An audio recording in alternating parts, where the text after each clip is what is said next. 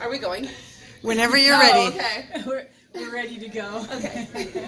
So thank you so much, Liz. You've been fabulous. Thank you for coming to the seminar. Thank you. And what did you learn here today? I just feel like I walked away with a new way, a new focus on how I'm touching people. I feel I'm walking away realizing that fascia, connective tissue, is alive, and we need to treat it accordingly. So I'm a massage therapist, and I always have these deep tissue people, and I'm so used to going in, but I'm taking a step back. I'm more mindful. I feel that I just need to take it slower and let the body show me where it's going to unfold. So that was probably the biggest.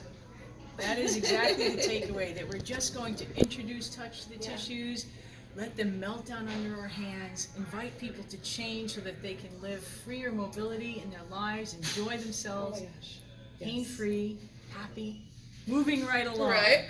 So I wanted to thank Liz so much for attending today. We had our myofascial certification here in Chicago, and Liz was instrumental in really helping people to get moving in the class and to get your clients moving too as well. Go to www.educise.com.